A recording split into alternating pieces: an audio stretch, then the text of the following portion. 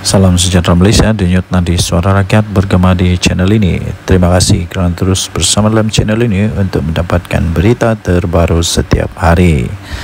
Sila tekan butang subscribe, like dan share. Malaysia kita punya, cintai Malaysiaku, kita jaga kita. Kita akan mulakan berita terbaru daripada channel ini. Tekan butang subscribe, like dan share.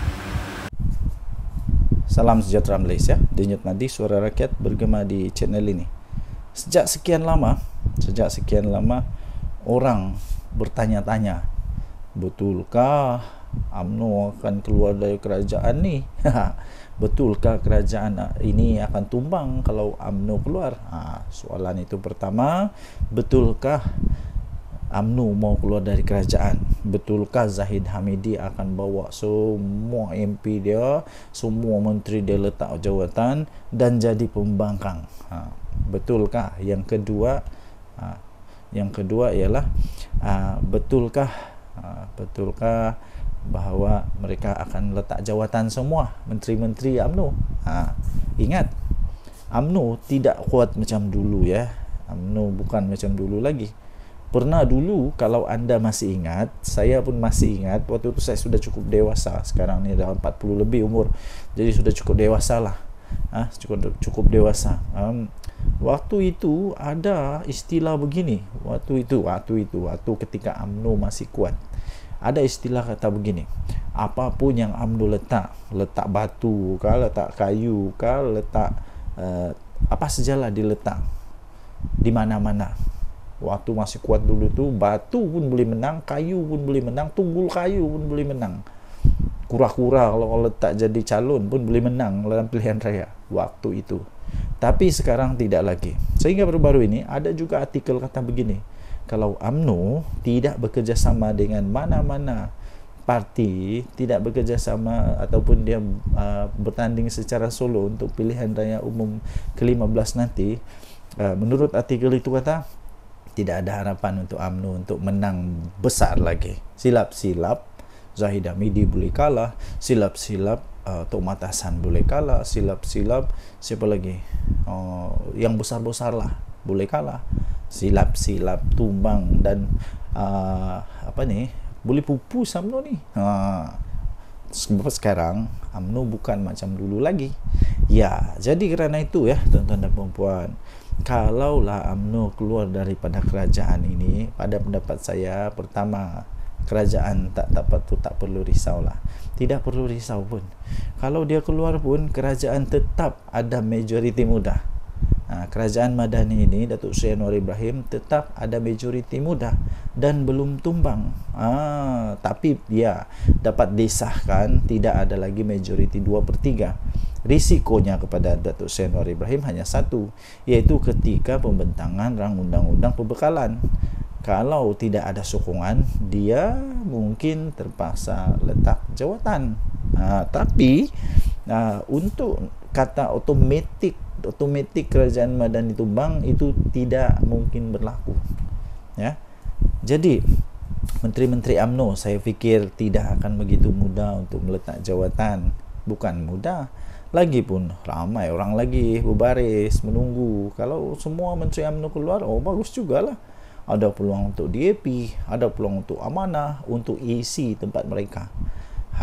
Ini pun sebenarnya boleh dikatakanlah, boleh dikatakan hasil daripada persefahaman yang baik dalam kerajaan perpaduan. Walaupun UMNO taklah besar mana kemenangan dia, tidak macam dulu, maksud saya tidak macam dulu kemenangan itu, tapi mereka tetap dihargai oleh kerajaan yang ada sekarang, sampai mereka tetap diberikan banyak jawatan dalam kerajaan. Timbalan Perdana Menteri dari mana? Timbalan Perdana Menteri daripada UMNO, yang sepatutnya boleh saja daripada DAP, tetapi kerana strategi politik menunjukkan bahawa mereka ini sefahaman, ada perpaduan, maka okeylah, bagilah dekat Datuk Seri Zahid Hamidi. Jadi maksud kata begini, UMNO kena sentiasa ingat, bahawa mereka ada sekarang ini menjadi kuat semula, bolehlah dikatakan semakin mengorak langkah untuk menjadi kuat kerana mereka ada satu gabungan persefahaman politik dengan Pakatan Harapan, ya. Jadi hanya satu saja, hanya satu peluang untuk UMNO dapat menang, ialah dengan bekerjasama dengan Kerajaan Perpaduan, dengan Pakatan Harapan. Kalau tidak, UMNO tak akan boleh kalahkan PAS. Itu for sure lah. UMNO susah untuk kalahkan PAS. Nah, kalau 1 lawan 1, UMNO lawan PAS, memang belum tentu UMNO boleh menang. Okay. Walaupun di tempat DAP, walaupun di tempat yang di tempat yang bukan PAS yang menguasa. Apa pendapat anda? Sila tinggalkan komen. Denyut Nadi, Suara Rakyat, bergema di channel ini. Bye-bye. Salam sejahtera Malaysia, Denyut Nadi, Suara Rakyat, bergema di channel ini. Okey, tuan-tuan dan puan yang dihormati sekalian, sepanjang beberapa hari ini, perkara yang amat hangat di seluruh berita ataupun semua penganalisis pengulas politik ialah tentang di mana adanya konon-konon lah, ura-ura lah, konon-konon lah, cerita kabar angin lah yang mengatakan MCA dan MIC keluar daripada Barisan Nasional. Tuan-tuan dan puan yang dihormati sekalian, itu hanya berita kabar angin. Walaupun begitu, malam ini, hari ini, pagi ini, hari ini, petang ini, apa-apa sajalah masa yang anda tonton video ini, saya ingin nyatakan bahawa tidak ada keuntungan pun kalaulah MCA dan MIC keluar daripada Barisan Nasional. Apa keuntungan bagi mereka? Mungkin anda boleh berikan komen. Apa pendapat anda? Sekiranya MCA keluar daripada Barisan Nasional, adakah yang sanggup untuk menerima mereka sebagai satu gabungan politik, rakan politik di dalam gabungan? Sanggupkah Perikatan Nasional ambil MCA? Sanggupkah Perikatan Nasional untuk ambil MIC? Dan apa kelebihan MCA dan MIC kalau keluar daripada kerajaan? Tidak ada sebenarnya. Jadi tidak ada apa-apa gunanya untuk Barisan Nasional, kerugiankah, keuntungankah kalau MCA dan MIC keluar daripada Barisan Nasional? Kerugian tidak pada UMNO, tidak juga kepada kerajaan ini, kerana MIC dan MCA mereka hanya ada berapa kerusi dalam parlimen. Tidak pun sampai 5 kerusi dalam parlimen. Hanya berapa saja, MIC berapa kerusi dalam parlimen. Tidak akan menggugat apa-apa, tidak akan menjadikan kerajaan yang sekarang ada ini tumbang, apalagi kalau tukar kerajaan, tidak mungkin akan berlaku. Walaupun sebenarnya secara faktanya pun, andai kata Barisan Nasional semua keluar daripada kerajaan pun, kerajaan Madani ini tidak akan tumbang pun, tetap akan kekal menjadi kerajaan sekurang-kurangnya sampai pada PRU 16 nanti. Tuan-tuan dan puan yang dihormati sekalian, jika begitu, apa sebenarnya sebab untuk Barisan Nasional kehilangan MCA dan MIC? Tidak ada apa-apa sebab pun. Lainlah kalau kita cakap tentang UMNO, mungkin mereka kecewa tentang Najib Razak, mungkin mereka kecewa tentang banyak perkara-perkara yang mungkin saja. Tapi untuk MIC dan MCA tidak ada apa-apa isu pun yang mereka boleh timbulkan. Mereka malah perlu bersyukur, berterima kasih kepada kerajaan ini, kerana walaupun jumlah mereka yang sedikit macam tu pun, tapi tetap dianggap amat penting oleh kerajaan Madani ini. Jadi tuan-tuan dan puan yang dihormati sekalian, pada pendapat saya, ini pendapat saja ya. Semua orang ada pendapat masing-masing. Anda boleh bantah, Anda boleh bangkang pendapat yang saya utarakan ini, terpulang kepada anda.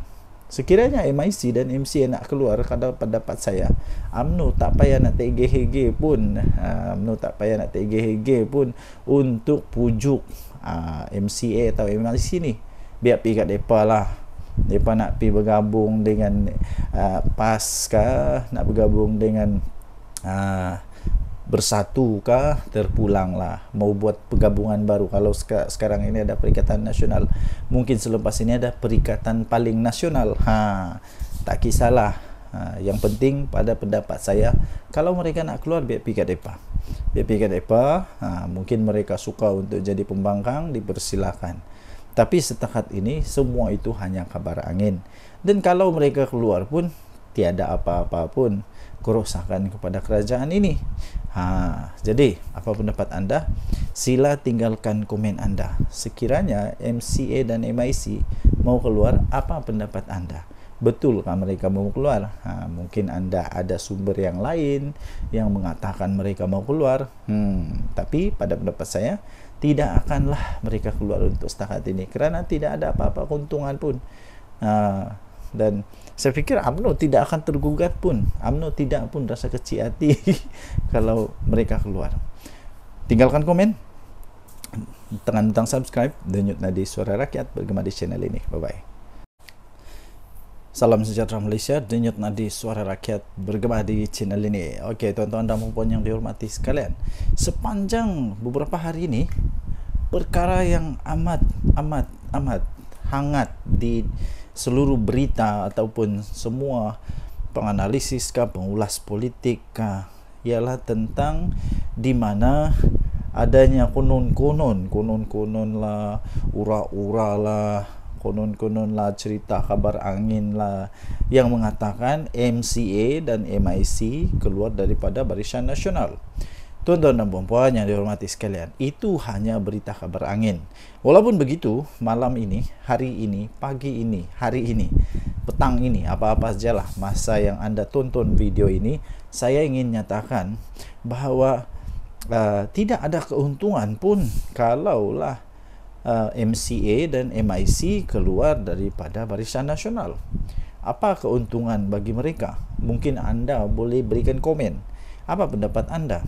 Sekiranya MCA keluar daripada Barisan Nasional, adakah yang sanggup untuk menerima mereka sebagai satu gabungan politik, rakan politik di dalam gabungan? Sanggupkah Perikatan Nasional ambil MCA? Sanggupkah Perikatan Nasional untuk ambil MIC? Dan apa kelebihan MCA dan MIC kalau keluar daripada kerajaan? Tidak ada sebenarnya. Jadi tidak ada apa-apa gunanya untuk Barisan Nasional, kerugiankah, keuntungankah kalau MCA dan MIC keluar daripada Barisan Nasional?